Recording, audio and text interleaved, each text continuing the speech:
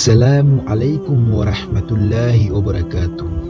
প্রিয় বন্ধুরা, ইসলামের দৃষ্টিকোণ থেকে কিয়ামতের সময় নির্দিষ্টভাবে জানানো হয়নি, কেননা এ বিষয়ে সঠিক জ্ঞান শুধু আল্লাহর কাছেই রয়েছে। কোরআন ও হাদিসে উল্লেখ আছে যে কিয়ামতের সময় সম্পর্কে কেবল আল্লাহই অবগত এবং মানুষের পক্ষে তা জানা সম্ভব নয়। কোরআনে আল্লাহ বলেন, তারা তোমার কাছে কিয়ামত সম্পর্কে জিজ্ঞাসা করে, কখন তা সংঘটিত হবে? বলো, তার জ্ঞান তো আমার রবের কাছেই আছে। সূরা আরাফ আয়াত 187। তবে কোরআন ও হাদিসে কিছু লক্ষণ ও আলামত উল্লেখ করা হয়েছে যেগুলো কিয়ামতের আগে ঘটবে। এগুলো দুই ভাগে ভাগ করা যায়। ছোট আলামত।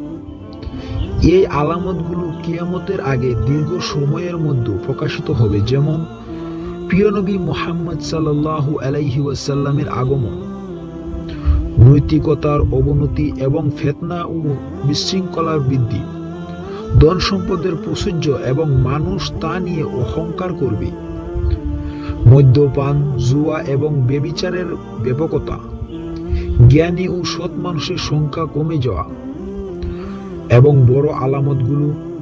এই আলামতগুলো কিয়ামতের খুব নিকটবর্তী সময়ে ঘটবে, যেমন ইমাম মাহদীর আগমন এবং দাজ্জালের আত্মপ্রকাশ এবং ঈসা আলাইহিস সালামের পুনরাগমন, ইয়াজুজ ও মাজুজের প্রকাশ, সূর্য পশ্চিম দিক থেকে উদয় হওয়া, এক ভয়ঙ্কর ধোঁয়া যা পৃথিবীকে আচ্ছন্ন করবে।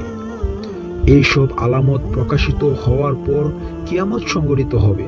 তবে আল্লাহ তাআলা কখন এই দিনটি ঘটাবেন সেটি কারো পক্ষে জানা সম্ভব নয়। কিয়ামত বা প্রলয় ইসলামী বিশ্বাস অনুযায়ী একটি ভয়াবহ দিন, যেদিন আল্লাহ তাআলা এই পৃথিবীর সবকিছু ধ্বংস করে দেবেন এবং সব মানুষকে পুনরুদ্ধিত করবেন বিচার দিবসের জন্য। কিয়ামত শুরুর প্রক্রিয়া সম্পর্কে কোরআন ও হাদিসে বিভিন্নভাবে আলোচনা করা হয়েছে। এই আলোচনার মূল দিকগুলো হলো, কিয়ামত শুরুর প্রথম ধাপ হলো ফেরেশতা ইসরাফিল আলাইহিস সালামের সিংহায় ফুঁক দেওয়া। হাদিস অনুযায়ী ইসরাফিল আলাইহিস সালাম বর্তমানে সিংহায় ফুঁক দেওয়ার জন্য প্রস্তুত আছেন এবং যখন আল্লাহর আদেশ করবেন তখন তিনি প্রথমবার সিংহায় ফুঁক দেবেন। প্রথম সিংহায় ফুঁক দেওয়ার সাথে সাথে সমস্ত প্রাণী ধ্বংস হয়ে যাবে। পৃথিবী ও আসমান জমিনের সবকিছু বিলুপ্ত হয়ে যাবে। এটি হবে কিয়ামতের শুরু। সিংহার ফুঁ দেওয়ার সাথে সাথে পৃথিবী এবং মহাবিশ্বের সমস্ত নিয়ম ভেঙে পড়বে। কোরআনে বলা হয়েছে, যখন পৃথিবী প্রবল কম্পনে কম্পিত হবে এবং পৃথিবী তার ভিতরের সব বার বের করে দেবে। সূরা জিলজালা আয়াত 1-2। এতে পৃথিবী বিধ্বস্ত হবে, পাহাড় পর্বত চূর্ণ বিচূর্ণ হয়ে যাবে, সমুদ্রের পানি শুকিয়ে যাবে এবং আকাশ ভেঙে যাবে। কিয়ামতের আগে বড় আলামতগুলোর মধ্যে একটি হলো সূর্য পশ্চিম দিক থেকে উদিত হওয়া। এরপর কিয়ামতের শুরুতে সূর্য, চাঁদ এবং তারা সব অদৃশ্য হয়ে যাবে এবং তাদের আলো নিভে যাবে। যেদিন সূর্যকে গোল করে দেওয়া হবে এবং যখন তারা নিভে যাবে। সূরা তাকবীর আয়াত 1-2। প্রথম সিংহায় ফুঁক দেওয়ার পর এক সময় আল্লাহর আদেশে ইসরাফিল আলাইহিস সালাম দ্বিতীয়বার সিংহায় ফুঁক দেবেন। তখন সমস্ত মানুষ ও জীবজন্তু পুনরায় জীবিত হবে এবং তারা তাদের কবর থেকে উঠে দাঁড়াবে। আর সিংহায় পুনরায় ফুঁক দেওয়া হবে, তখনই তারা দাঁড়িয়ে পড়বে এবং দেখতে থাকবে। সূরা জুমার আয়াত 68।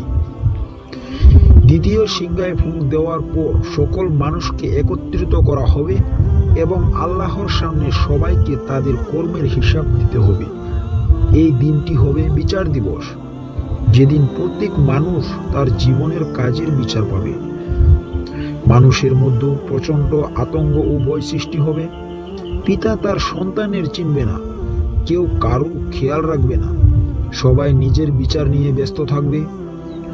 পূর্বতর সমুদ্র, আকাশ সব কিছু ধ্বংস হয়ে যাবে। এই সব কিছুই ইসলামের দৃষ্টিকোণ থেকে কিয়ামতের শুরুর প্রধান ধাপ হিসাবে বর্ণিত হয়েছে। মহান আল্লাহ তাআলা আমাদের যেন সঠিক বুঝার এবং জানার তৌফিক দান করেন। আল্লাহুম্মা আমিন।